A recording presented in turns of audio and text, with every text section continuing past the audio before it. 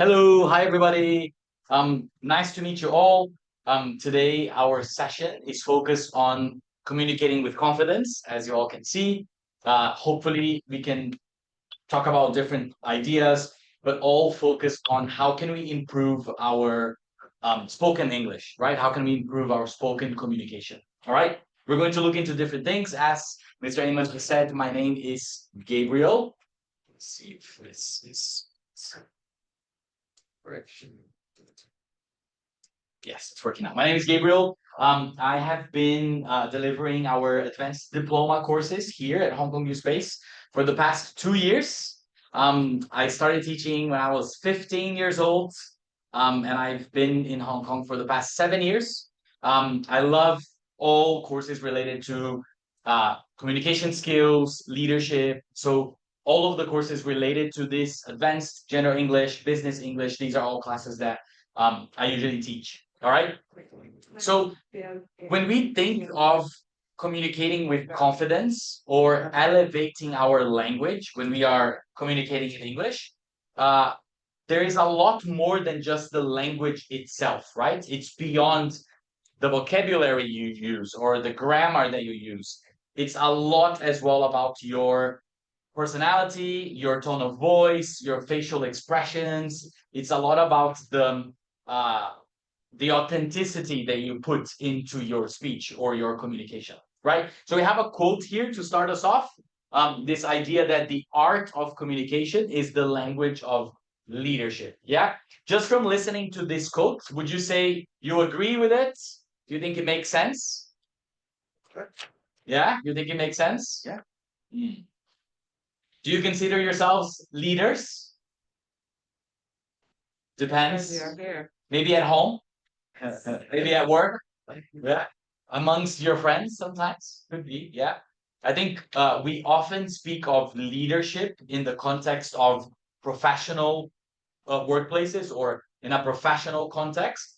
But in reality, um, leading people or being a leader can happen anywhere, right? You can be a leader in your family, you could be a leader in terms of your opinions or how do you influence those around you.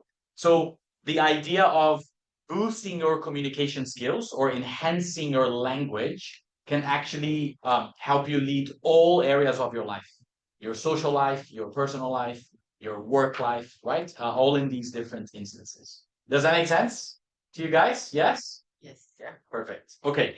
So for us to start, I want to invite us, please feel free to pair up with someone who's near you, but I want just to get us talking a little bit, okay, in this icebreaker. So when we think of a good communicator, right, a person who is very confident or who could potentially be a leader in their communication, what do they do, right? What is the most important for you to be a good communicator? Okay, we have a few things that you can see as well on your handouts.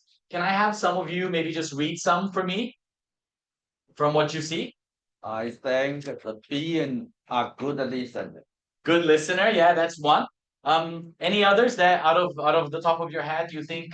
Sense of humor. Sense of humor, yes, very important, very good. Fluency in language. Fluency in the language, yeah, I think every speaker would want to be fluent, but I think that reaching fluency or feeling confident with your fluency, especially if you're speaking a second or a third language, it's challenging sometimes, right? Yeah. Anything else that comes to mind as maybe the most important?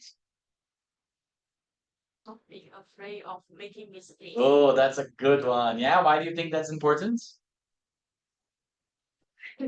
Because I am the person afraid of making mistakes. Yeah, sometimes being afraid can make us hesitant, right? Or can inhibit us. And perhaps even if we try and it's not perfect, at least we are working towards improvement or mastery. So yes, that's very important. So great. We have a few here. I would like you to please find someone who's near you. This is the time where if some of you need a little bit of help or translation just in case, we do have Sean here as well. So please just chat with your partner for 3 to 4 minutes on, or 2 to 3 minutes. Which of these do you think are the most important, right? For you to become a good communicator? Maybe two or three of these. Okay? Perfect. So go ahead and find someone who's near you. Yeah, you Which two can one? maybe have a chat. You guys are already here. Yes.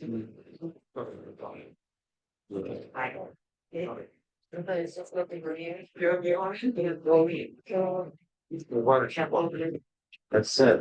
I was yes, I copy.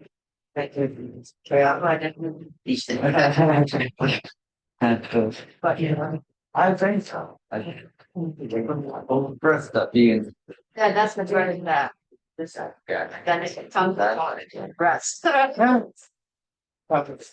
It's I'm thinking that's in a bridal. What's about this?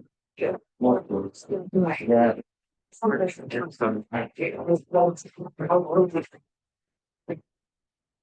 really.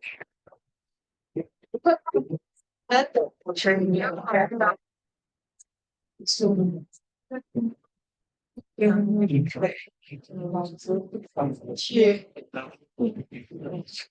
Yeah.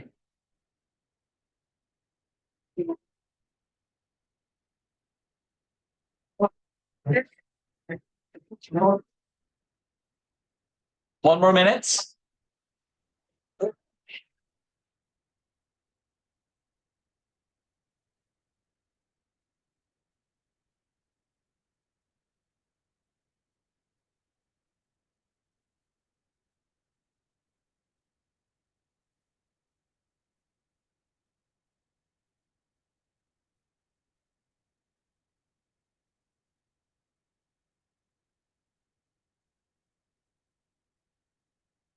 I tried that. Personally, it's not really physical. You know, it's going to my food practice. And I thought you have to be depends on the time. I think you do the bread well, but you can get it now. You definitely not it. So what else? Like yeah, I'll probably combine this. So that's very important. Uh,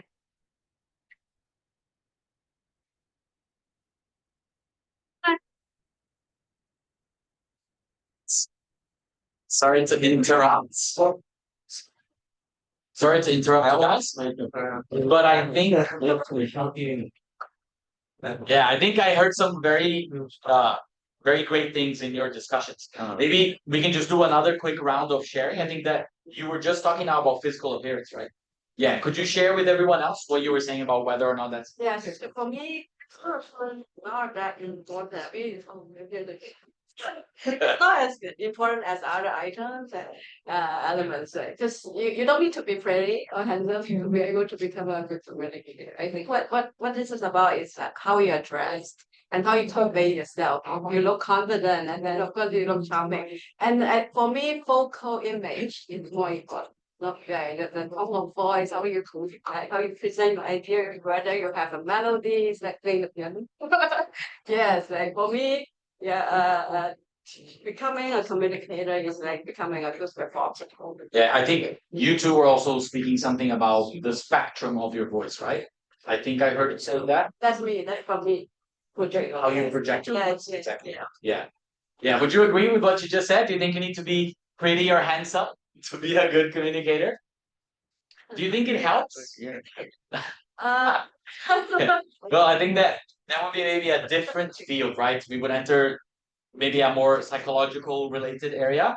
But I do understand what you're saying in terms of your image, like how tidy you are, or the confidence you exude when you are speaking. Of course, that has an impact, right? It's not necessarily about your appearance, but it's about your confidence or right. Sometimes when you're communicating, you don't need to be seen. People hear your voice and then they are attracted to you. Perfect. That's Yeah, local I do image. agree. Anything from you guys as well that you were chatting that you think is important from this? confidence and projection. Yeah, quite aligned as well, right? Earlier you mentioned sense of humor. Why do you also think that that's quite important?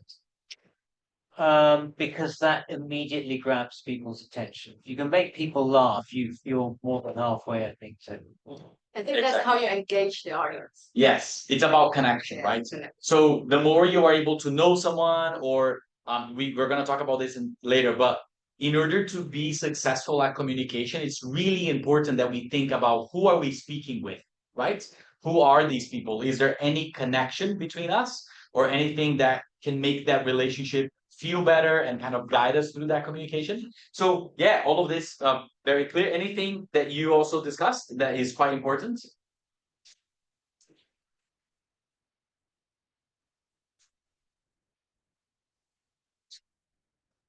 Good listener, yeah. Why? Because the legal then so other people there. I really like that. Yes. You know, in every communication process, there is always a feedback loop, right? When you're communicating, it cannot just be one person speaking. It's always, there has to be some sort of feedback, right? That my communication is getting across. So being a good listener is very important for you to be an effective communicator, right? I believe. Yeah, great guys. I think that all of this is very aligned. You know, I brought a study for us just to take a quick look at, which when we think of this, right, communicating with confidence, being a good communicator, what does that actually mean? So there is a public speaking study that was made by Stanford. I'm not 100% sure anymore about the year, but basically they studied what are some key things that matter most when public speaking, right? And we have here the first these key words, yeah, vitals. Can anyone tell me what is vital or Energy. energy, right? It's your heartbeat, basically. So exactly, it's the energy. Every person has its own style, which is also why I really like this when they say authentic speakers, right? Not everybody needs to be, you know, have the same voice, or some people are louder than the other, that's fine. But having that energy or that change in pace in your voice or whenever you're speaking, especially to an audience, that's all quite important, right? So vitals is something that they ranked as something very important, especially if you're trying to, you know, convey trust or you're trying to be more persuasive. So you notice that usually politicians or people in authority figures or public figures, they usually focus a lot on this. Your vocals increase or vocal variety, putting emphasis in certain words, right? Or calling attention, pauses. All of these things also really help when we're trying to communicate confidently. Of course, your verbal language is something very important as well, especially in the workplace or when you're trying to use your language to enhance your expertise or your knowledge of a certain area, and your visual language, which goes back to not necessarily being physically beautiful, but being confident, being tidy, right? Being using gestures and having a strong body language. Okay, so all of these are definitely very important. Now, whenever we have our diploma courses here at Hong Kong U Space, my advanced diploma course, we focus a lot throughout our lessons on boosting these skills, and many of them being more soft skills, right? Because these things take time, right? Sometimes naturally people would have maybe a lower tone of voice or a lower volume of their voice, and we practice, for example, how can you project your voice better, or sometimes how could you speak at a lower volume and then in different moments increase the volume of your voice. But for the sake of today, because soft skills is a process, right, that takes time, we will focus a little bit more as well on the language, okay, on sentence structure and vocabulary and how we can kind of focus on that to at least have a very strong base of the language we're using whenever we are communicating. Okay, so to summarize, I think when we think of this confidence, it's important to think about first the length of your sentences or of your words, short, long versus short, or more complex language, more direct language, depending on the context. Your choice of words, your diction, how do you articulate words clearly? How do you ensure that your message is reaching your audience or your listener as clear as possible, right? And your tone of voice. Usually in more formal contexts, we would be a bit more polite. In depending on the effect that you want to have or the context of your communication, you could be a bit more direct or straightforward, right? So these are all things that we take into consideration to speak clearly and to speak confidently. But something I often tell my adult learners as well is um, we sometimes we think that you need to speak in difficult language to communicate well or to sound like an expert or an authority, but that's not always true. right? Sometimes even changing pronouns in a sentence, or instead of using a lot of adjectives and using nouns or different word classes, all of these things can help at least to make some changes in your communication, right? So this is a little bit of what we're going to look into today as well. How can we use vocabulary or sentence structure to make what we have to say a bit more engaging at times? All right. Any questions on this so far? All clear? Perfect. Okay. So let's spend some time starting talking a little bit about formal and informal language. Yeah. Can I ask for those of you here, which one of you, how many of you here need English or use English in your work or your professional life? Raise your hand if you do. One. Okay. How many of you use English in your personal life, day-to-day life, with family members or yeah, colleagues, friends? Okay, a little bit more personal. Okay. And how many of you only for studies? Only in the course? Only in the studies so far? Okay. Yeah, maybe that will change later on. Yeah, so I want us to regroup again and then just have a little bit of a discussion for 3 to 4 minutes on these two questions. One, what is the main difference between formal and informal language? When do we use which? How are they different? And what are some factors that make us adjust the level of formality in our language? When should we be a bit more formal and when should we be more casual, or that's not necessarily formal? Okay, so let's go ahead and have a quick chat on this. For those of you that are online, you can also just have some thoughts and make notes if you can. Yes, regroup again with whoever is near you.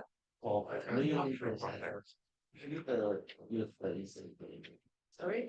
I said that you don't have to. All right. It's eight now. So it's probably. Think that, oh yes, it's pretty soon. Then why don't you go first? What's your view? It should be as it works. Typically, it's out of the first console. Very like this. Like,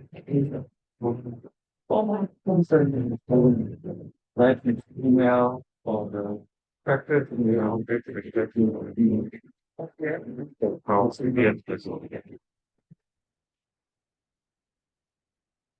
or it's just that way you get on the hostel. When you can really go to there. Hey, oh, yeah, really. So you work here, access work. So in the body language, visually, actually, do not have the center military is involved and So very casual. if you're Yeah, trying perfectionist, big was with a good job, we don't know, or you okay. Present I then went whatever. Is it very serious? You can have the thoughts, that's really what what you trust there so from someone then how is really church comparisons working in France, speaking seniors, I think it's just it's awesome. One check. That's good.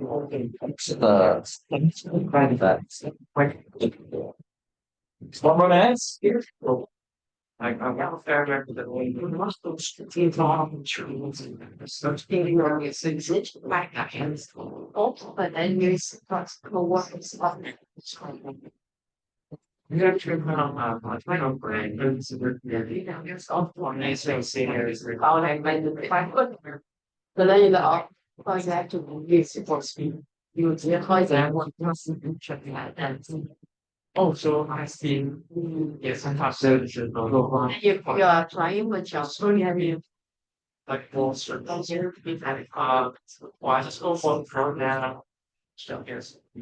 Strong. that's like you're right at that place. It's a bit like this, it's super different, be right.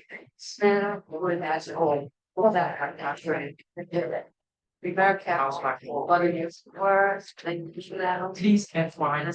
You actually is also. stuff like that. So check your friends. So your conversation also please advise me. All right. sorry to interrupt everyone. I think we can regroup and share a few thoughts. But I already heard lots of things that are very aligned with this. So can you please share a little bit? What are some of the key differences between formal and informal language or context we use formal and formal?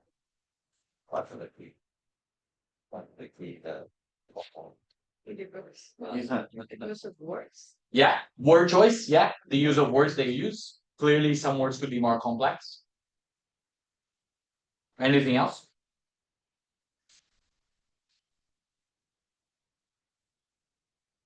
So the delivery. Delivery. Deliver the idea. Like if informal situation and you have to be very gentle and very discreet. Yeah, I think that might be as well in terms of like the level of politeness. Yeah. Right? It's related to that Mhm. because, and it's also related to the audience, right? If Yeah. you are speaking, for example, with your manager or your direct boss, for example, maybe you would use a different language than if you are speaking to a peer, right? Not necessarily, but maybe. And also the body language. I Right. cannot exaggerate. Yeah. I facial expression. Right? But formal setting, yes, I can do anything like now, right? Yeah, I guess it's also related to like your expression of feelings and emotions, Yes, right? exactly. Yeah, it make you if you express too much, and then it make you less professional. Right? That's I'm always told. Could Sometimes be. when I share something personal, but then a meeting, and then my manager criticized me. Say, "Oh, that's too cash. No, no, you share too much. Right? That's too much. Like you carry away. So I have to be. That's why I'm here. Yeah, yeah. Kind And of I and I think that this is also very related with culture, right? Depending, there are cultural expectations of different settings or different places that we also need to take into consideration as well. Good. Anything else that you also discussed in the back?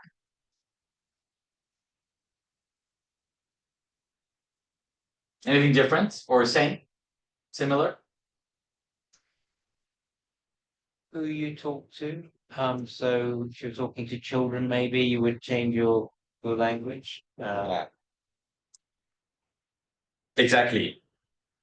Your recipient or your audience, right? So yeah, all of these things are key here, right? So I think you guys were also saying about this that quite often most often we would use more formal language depending on the channel of our written language. So for example, if you're writing an email or a letter, most people would usually use some sort of a formal structure, right? Of like, dear Gabriel, something, something, right? But naturally, if you're sending a text message on WhatsApp or Facebook, naturally you wouldn't, right? Yeah, mushy. Exactly. You would use lots of emojis, you would use pictures, you would use GIFs, right? So the channel of either written or spoken language, of course, that has an impact, but you could have formal and informal on both, right? It depends on what it is. Does that make sense? Yeah. The tone, we talked about this politeness, word choice, your grammar. Usually some contexts of our communication would require more explanation or perhaps a little bit more detail, and that usually increases formality, right? If you want to be more direct, more concise, straight to the point, usually those could be more informal or more casual, quick interactions. Yeah. So that also takes place. When we think of adjusting the level of formality, exactly like you mentioned now, who is our speaker? Is it someone that I know? Is it someone that I am intimate with? Is it someone that I already have a quick connection, or someone completely new that I'm meeting for the first time? Yeah, all of these things we do need to take into consideration. The mood, the emotions, the feelings, all of those. Yeah. So I want to do a little bit of practice with you guys if we're thinking about this, right? So you have there on your handouts now a list of expressions that could be easily seen in a more formal setting, right? Can you just tell me if we think of a little bit of language analysis here, right? The first one, this first sentence. I look forward to meeting you next week. Can you tell me, is there anything in particular, any words in this sentence that make it formal? Any phrase? Yeah, look forward, right? Easy. Like we all or most of us would end an email like, right? I look forward to meeting you next week. I look forward to seeing you when you come back to Hong Kong, right? Clearly you can see what are the words there that are indicators of formality, right? What about the second one? Ability. Yeah, it's more of a phrase there, right? Like to have the ability of or to do something. Yeah, does that make sense? What about next one? Accept. Yeah, well, there's please there, right? And Which there's our apologies. So Yes. it's a plural. It's a corporate thing rather than an individual. perfect. And that's something we're going to talk as well there. Like, very often when we are trying to neutralize language, we avoid saying things in the first person, right? We avoid saying things like, oh, I think this is it. You could say something like, one could claim so and so, right? It does something. So we're going to look into that. But yes, very often these formal expressions, they neutralize language, right? They try to avoid that. Not always, but sometimes they do. So let's do one together. For this first one, I look forward to meeting you next week. What is an informal version of that? See you next week. Yeah, see you, right? Perfect. Yeah, see you next week. Easy, right? I'll see you then. What about the second one? Perfect. Yeah, can.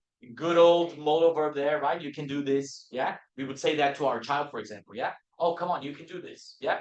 What about third one? Sorry. Yeah. So sorry or sorry. Yeah. Sorry. So sorry. I'm very sorry. The more you increase the number of words in your sentence, the higher or the more formal it becomes, right? But yeah, sorry. What about next one? I agree with my colleague. That's not overly formal, is it? Yeah, not overly formal. Anything you would simplify here?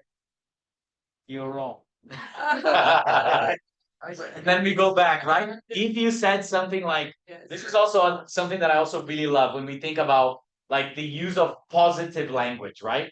I know it's okay, realistically, I think that companies and businesses do this a lot nowadays, and it's getting to the point where I think some people can read through it. But we have this thing, for example, in most customer service driven places, or if you work with customer service, for example, we usually would never say negative words or things that could make someone feel offended, right? So you could easily say you're wrong, right? Maybe with your friend or with your partner, with your child, you could easily say that. But instead, you could say, instead of saying you can't do this, you would say, actually, you can do this instead. Yeah. So we often find this like changing our words to like positive or negative words. Good. What about the next one? Send my regards to. Say hi. Say hi to it. Say hi to, say hello to whoever that is, right? What about the next one? In light of the fact that, Given that.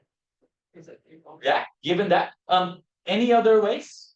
She said, given that, which good. Any other ways to also say this? Since, yeah. Two words, one word. Because. Yeah, right. Because since, yeah, you could change that. So then even cause you're even cutting the start of the word, right? So again, remember when we said that the length of your sentences and your language that impacts the level of formality too. Great. And then we of course have here, it is my opinion, or I think, or if you wanted to be sometimes culture, or I believe when we think of culture, sometimes even like using British English in some occasions could also increase the formality because of historical cultural reasons, right? So sometimes someone saying like I reckon for depending on who you're talking to, they could see that as well as something a little bit more formal or different than very common daily language that you would see like on a Netflix show or something like that. Yeah. Okay. I want you to do the same now, just checking with each other again. How would you do it for these ones? So what would be the formal version of these? Yeah. Just quickly go through each of them with your partners or those around you, and then just try to see if you have similar ideas on what this could be. What would be the formal version of, I'm sorry to tell you that, something, something. Yeah. So go ahead, take turns reading these with your partners. See if you have similar thoughts. And even. I'm sorry. She says, oh,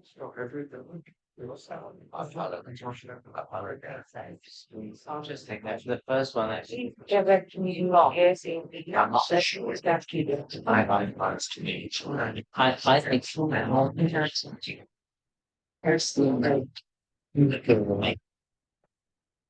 Yes. Grab. Grab. So we find we put. These ones. This one is these gives me that's how you get back to You know, I think that's. it's running and very serious also but try to find it so cities. Such a continuous flow.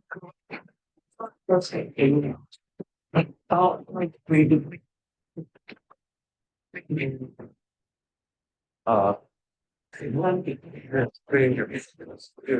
What are you doing? do you want to join us here? Yeah, person. Thank you. I would check out. I am correct. So Last three is like one more right. That's all.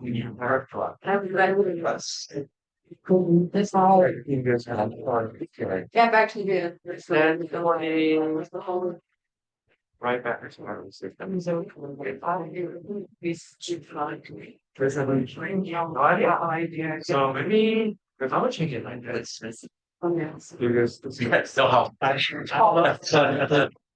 Just our rate. You thank you. All right, 1 more minutes. Yeah. ciao. Keep doing it.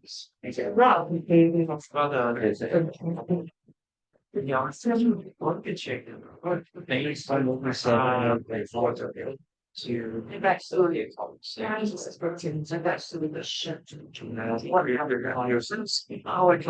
Bye. Not back. Based on the way you have here. And it is. It's my writing on somewhere. You become for you, not doing it. We will just keep just like that.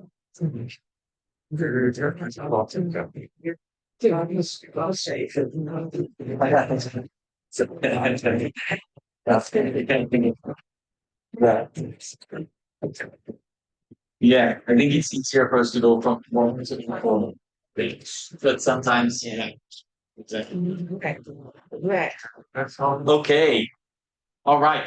Should we have a quick chat all together? Let's go one by one. First one, what were your thoughts? I regret you can't do that. Agreed? Similar? Yeah, you would use the verb regret there, right? Good. That's a very common way to say that. Yeah. Next one. At your earliest convenience. Oh, perfect. Yeah. So every time we're trying to enhance politeness, we'll say something like this, right? At your earliest convenience. Yeah. Any other way that you can say this at your earliest convenience? Any synonyms or similar phrases? With immediate. Yeah, with immediate effect or in a timely manner or in due course, right? Basically. Sorry? Expeditious. Yes, expeditiously could be. Okay, very, very complex. Like people perhaps not even necessarily understand what that means. But here's the very important thing that I always speak with our adult learners, right? Every time you look at a word or a phrase or a vocabulary word that you feel like, wow, like this sounds like this elevates my language. Two things that you should always try to do. One, try to think of a context you would actually use that and try to keep that word in your, written or something or in your head as much as possible so that you can start using it immediately. Very often, many second, third language learners would like write lots of vocabulary words and like keep studying quite often, which is great. But in reality, the more you connect with the language, the easier it is for you to remember. So the minute you start implementing this new vocabulary, that's when you actually will start using that. Yeah, good. The second that I was going to say really quick that I also think is really important is always trying to think of what is a synonym or how could I paraphrase this, right? So what is another word or phrase that has the same or similar meaning? The more examples you create in your mind of simple language and how that translates into more complex language, the more your brain will remember what is the more elevated language when you need to use it, right? So making these connections in terms of paraphrasing and similar words is also really important. Yeah. Next one, number 3. We would be obliged if. Yeah. So definitely something with words. Yeah. It would make it a lot more polite. Yeah. We would appreciate or we'd really it would be really nice. Something that would make the sentence more polite. Yeah. And you can see here, of course, the number of words. Yeah. Clearly more words are being used there. Yeah. Good. Please confirm your request or your appointment. Yeah. Another thing is, can you notice how in that one, what are you doing here? Depending on your intonation, could be clearly something rude, right? Like depending on how you say that, it could come off as impolite. But in this, of course, all of them could. But when you think of, oh, please, may I please confirm your appointment, or may I please confirm the reason for your visit, something like that, it would sound a lot more neutral. Yeah. So of course, your tone and your politeness impacts this, but the language and the words do as well. Yeah. For the next one, right back to I would appreciate your earliest reply. I love that. Good. Your earliest reply, right? Or I hope to hear back from you in due course. Yeah. Or I hope to hear from you in due course. Yeah. And due Good. course doesn't convey soon though. So Due yeah, course, exactly. You could have 2 months to do it. Exactly. Yeah, that's true. Sometimes the translation of meaning would not be the same. Like if, especially if you write to someone ASAP, Yeah. even that and at your earliest convenience, ASAP actually sounds a lot more urgent, right? So sometimes politeness also will have a little bit of an impact on your word choice. Sorry, on your overall meaning of the message. But try to find the closest, right? The closest equivalent. But yes, you're right. It's not exactly the same. Any thoughts for the next one? Our discussion. Yeah, from I think from our something that's also quite neutral language, I would say, or close to informal. Usually people would say Yeah. yes, or as discussed previously, or as per the telephone discussion, or as per our meeting on Monday morning. Like usually, for example, in the context of work, if someone doesn't remember something they were asked to do, then you're trying to tell them, why didn't you do your work? You would say, oh, as per the agreed method on la la la la, right? So increasing and making that language a little bit more neutral. And the last one, The child is creating a nuisance. yeah, yeah. Well, that's still quite direct in the sense that you're saying that the child is doing something, right? I think that especially in my full-time job, I work in an early childhood network of schools. So we have lots of cases like this, right? When we think about disruptive behavior, we would usually use words like, "Oh, your child is having issues settling in today," or they seem a little bit unsettled. So sometimes the words that you choose, especially if they're descriptive adjectives or descriptive words, they also play a big influence on what you're trying to say. Yeah, great. I have lots of other examples that I wanted to go through with you, but I'm afraid that um there are some other things that I also want to cover. So I'm just gonna skip this for now and then just go.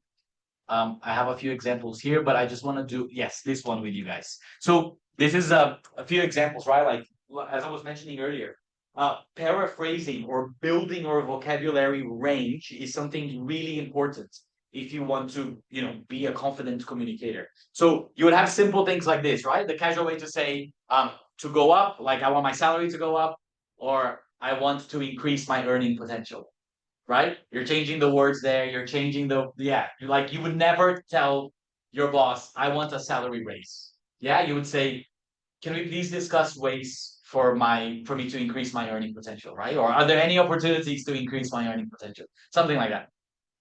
Um, go down. What could that be? Decrease. The opposite, right? Decrease. Good. Say sorry. Apologize. Apologize. Someone who's lucky. Fortunate. Yeah. Great. To check something.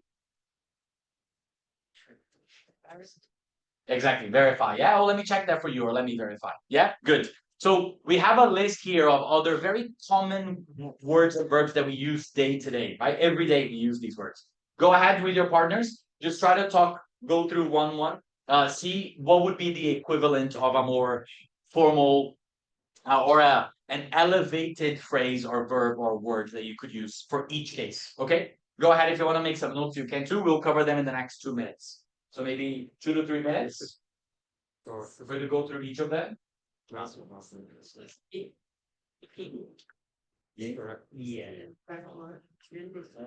Terminate. I see your comment block. That's it. Yes. That's fast.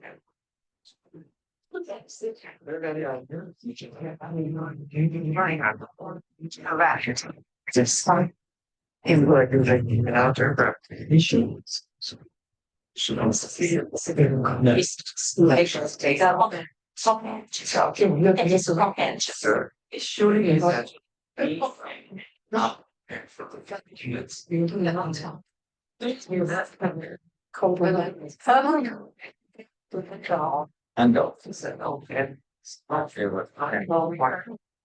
I think pick up is what you because it could be like picking up your back.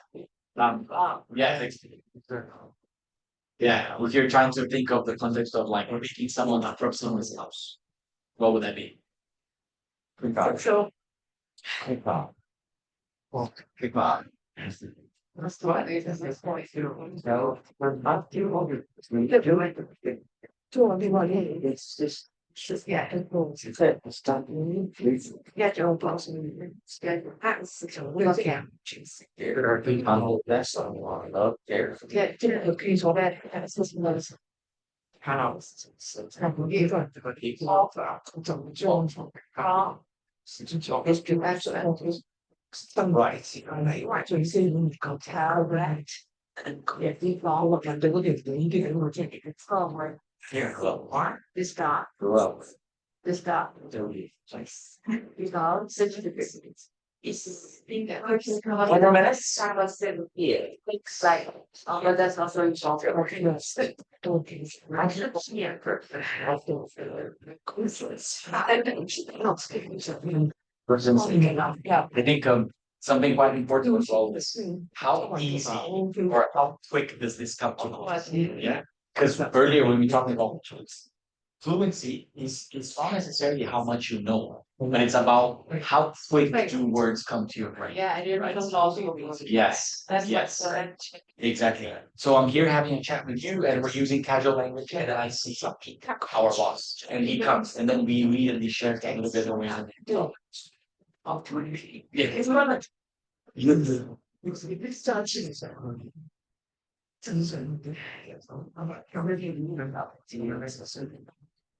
All right. I don't know. So sorry to interrupt. I think maybe we've covered most of that. You were able to chat about most of them. Something interesting, guys, that I was also just mentioning here as well is, the reason why I was saying that it's so important for us that I genuinely believe practices like this are very important, is because when we think right at the beginning, not being afraid of making mistakes or fluency in the language, at any point in time when you are put on spot or when you have to communicate to an audience or in public, naturally your right like your anxiety or your feeling nervous will impact the natural element of your communication, right? So the more we think or we make these associations between words and how do we elevate chunks of language, the more your brain will naturally go to them when it's needed, right? Either if it's a quick change of context or if it's because you're really confident and comfortable in that situation. So let's go through some of these. For the first one, start. I think you guys mentioned it there. Launch. Oh, good. If it's like a project, yeah, Yes. launch a project, yeah, that could be one. What did you say? Commence. Yes, commence, yeah. So we often say commence. There are multiple words here, right? Any other words for start? Initiate. Initiate, begin, yeah, right? There are many that you could have. What about the next one? And Terminate. terminate, yeah. Termination, Complete. a very technical thing. Complete could be, yeah. Nice. For the next one, help. Assist. Assist. Any others? Support. Oh. Yeah, that could also be there. Not necessarily formal, but different ways to say the same thing. Yeah. Next one. Ask. Request. Could be, yeah, if you're asking for a favor, for example, right? Request. But if you're asking Query. yeah, good query, right? Or inquire. Yeah, these are more technical, formal ways as well. Right? Something's right. Correct. Correct. Correct. Yeah. Very often when we like in corporate or professional context, you would say when something is correct, something is aligned. Yeah, or in alignment with whatever you're trying to say. Yeah, good. Seen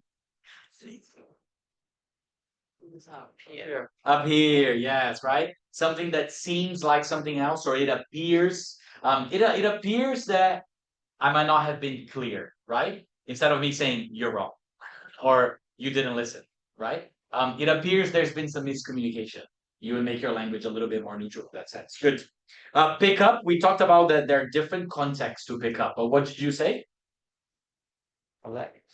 Collect, yeah. When you think of the picking up a person from somewhere, yeah, they also mentioned about lifting, which would be like if you're picking up something from the floor. Yeah, yeah, that could be a synonym there or a similar language. To deal with?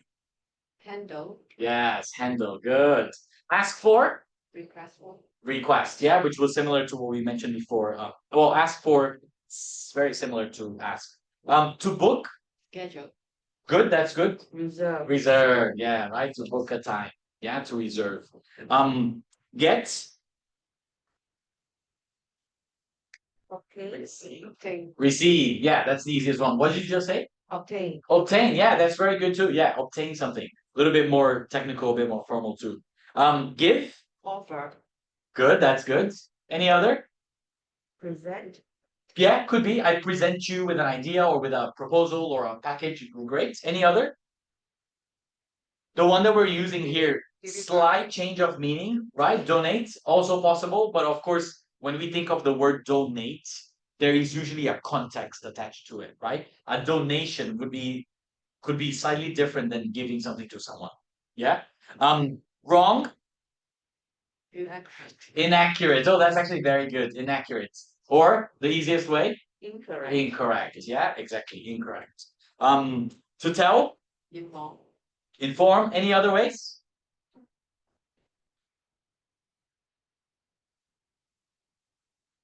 Tell, to inform, communicate. Yeah, to communicate. That could be another way too. Throw away. discard, Good. Yeah. Discard. What is another way? ditch. But Yeah, that's not that's a little bit more informal, like a household language, right? Toss, ditch, those could all be synonyms there. And then to give out, distribute, to distribute. Yeah. So again, try your best anytime when you see a language. And what happens most often is we see a word that might not be as familiar or that we think, wow, that's actually quite a complex word or I don't use as often. And then work backwards, right? So you see the word that you want to use, that elevated word, and then you say, oh, what would be the easier version of this that I usually use? And then you would try to make that connection or that association. Okay. What we were saying earlier about how do we neutralize language? Can you just take a quick look at this here? Do you see how many pronouns we are using in these sentences, right? They are all following a very similar format of I think, I come from, we should, we must, right? So you're making the sentence quite personal if you look at it. Can you guys just try to tell me if we want to make this language more neutral or a bit more formal, well, how could we do that? How would you start? Energy is assumed to be very important in our life. Yeah, makes sense, right? No, no, it's just a fact. Yeah, you're making a generalization there. You're making a fact. Any other ways? Yeah, I think quite similar there. You could say there is a general consensus, right? Or uh, that energy is important in life. I think starting with the actual like noun or what the focus of your sentence is, that's also quite nice. It's important to, yeah, you're not necessarily saying that you think it's important. You're making that as a general statement, yeah? It's important to save as much electricity as possible. To do that, the best course of action is to. So do you notice how you're not necessarily changing, like you're pretty much maintaining most of the original message, but you're making these small tweaks in the language you're using to make it less about your opinion and make it a bit more neutral about what it is. Yeah, does that make sense?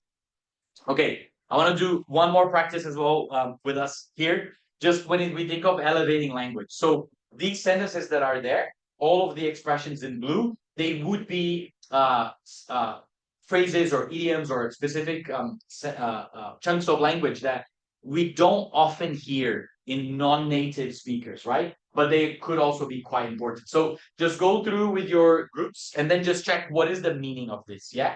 How do you like what is the meaning of these expressions in blue? What are they referring to?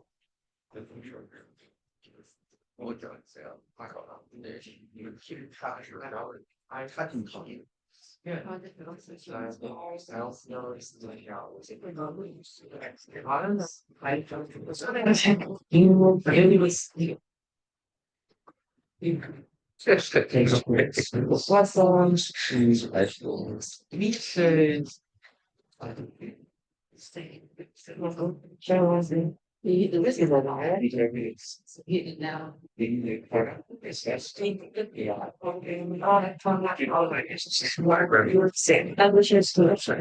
Yes. It's too short. And then that shows a lot of tricks like coming corners, simply said, this is that, this is that's Jake. I bet these guys is rushing on the new. It's not a bad thing, you know. That should be a good thing. Once in a while, it's so let's see. We're under the weather. Yeah, I think that that is one of the most We use it on the street. yeah to call and say.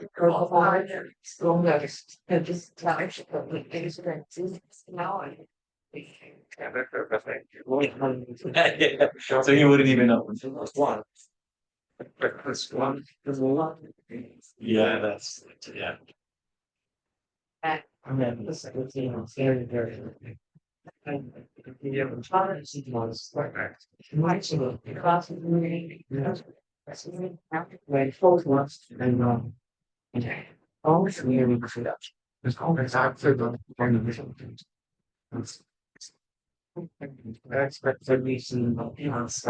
All right. Which one is the easiest here, everyone? Or the one that we use the most? I guess the hit the deer and the heat Hit the nail on the head. and the head is I think is the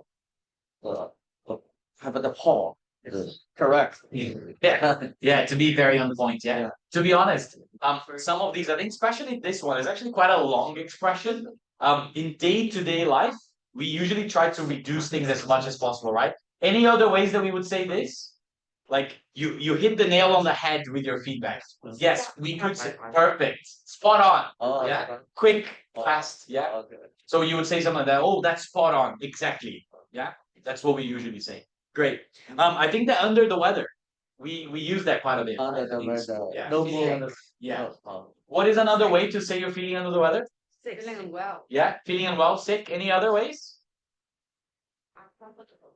Yeah, uncomfortable. I think that in like especially teenagers or like young people nowadays, they use this a little bit more. The idea of feeling blue or like it's like blue as a representation of sad emotions or something like that. Yeah, but under the weather, quite common. What about the first one? The project failed because they kept cutting corners. What does that mean? Taking shortcuts. Taking shortcut. Taking shortcuts. Yeah, so is that a bad thing? Depends. Well, the project failed, Yeah. right? But the idea here is sometimes. cutting corners is this idea that yes, you are taking shortcuts, but not necessarily to the advantage of what you're trying to do. It means that maybe you skipped a step or there was a lack of quality. Yeah, good. What about the next one? When we think of a blessing in disguise, have you ever heard this before? Yeah, I think this is also quite common, right? Something that at first doesn't seem to be good, but eventually is. Yeah. So a bad situation at first, but then turns out to be good. Yeah. For example, you lose some money, and then the person that, or like you lose your wallet, and then the person that finds your wallet becomes your partner. You fall in love, right? You get married. A blessing in disguise. You thought you had lost your wallet, but eventually you earned a partner. Good. Once in a blue moon, we talked about. Oh, sorry. Once in a blue moon, what does that mean? Yeah, occasionally. Yeah, very rarely. Yeah, very rarely. Yeah, because the idea is like that never happens. Yeah, so very, very rarely. Under the weather, we talked about in a nutshell. In conclusions, or in short. Well, like, In short, in few words, could be the idea of in conclusion, as if like you're wrapping up, but not necessarily a conclusion, right? A summary of whatever meaning that was. Yeah. So in a nutshell, something very common that we also say, and then we also talked about hit the nail on the head. The last exercise I want to do together, as we have just a few more minutes left. So you have a few sentences here that we can enhance with better language. Oops. Oh, yeah. So let's do them one by one. Can you guys tell me how could we make this sound better, or how can we elevate our language here? This can be improved. Yeah, love that. Right? So of course, there are different levels of what you could say, right? But think about this. This plan could deliver exceptional results or could be improved with a few strategic adjustments. Yeah. If you take a look at that, of course, not always you would put these many words. Yeah. That also, of context plays a key role here. But if you think about what we've done, there's no I in this sentence. That's the first thing. You're changing the verb. You're adding a verb there, like deliver, especially at work, something that is used quite often, and you're using these like words, exceptional results or strategic adjustments that qualify what you're talking about. Yeah. It's not just an adjustment or an improvement, it's a strategic adjustment. So that also can be used to elevate your language. But we shouldn't do it in excess, right? Because if you do it in excess, that also defeats the purpose. What about this one? The weather was bad, so it didn't go out. Inclement. Yeah, that's good. Yeah. Any other ways?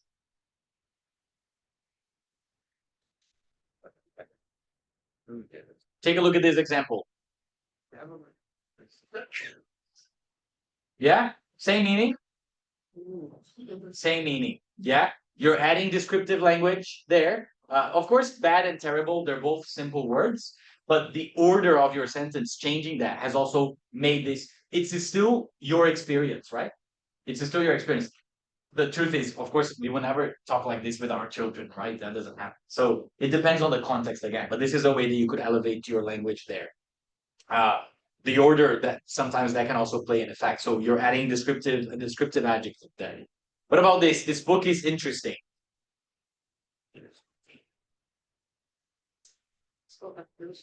Oh, that's a very good way. Yeah, this appeals to me. I like that a lot. Anything else? Any other? Intriguing. Oh, yeah, something is quite intriguing. You're still describing the book, yeah? Any other words to describe like books or entertainment that are quite nice? A page turner.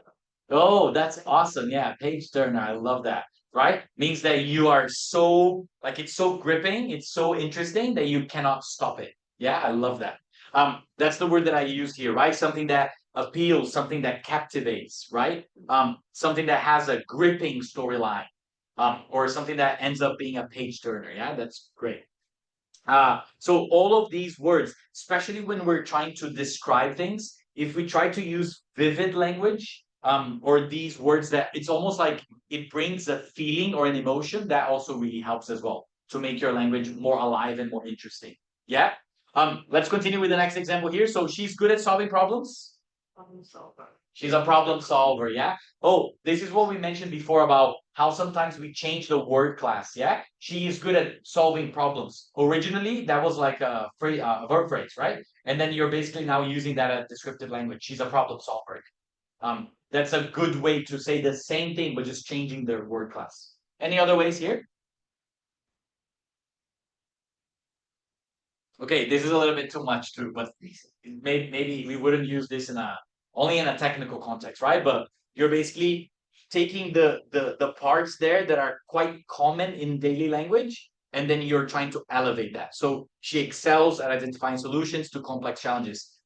This is something that if you are writing a performance appraisal of someone, or if you're making giving feedback to a coworker, you would never just say something like, "Oh yeah, you're good at this," right? You would have to use a little bit more formal language to say what does that actually mean, right? What does being good at solving problems, what does that actually mean? So this is something that more often we would find in written language. Okay, good. He explained the topic. What could you say there?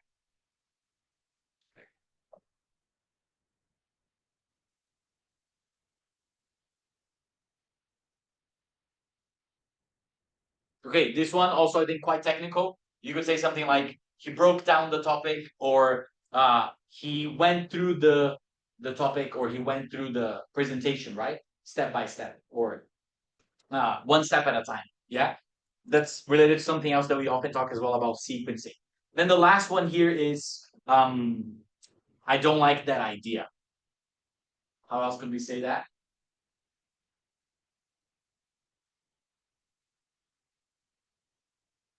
Doesn't appeal. Oh, perfect. Yeah, similar verb here. Yeah, this doesn't appeal to me. Yeah, that could be one way. Any other ways?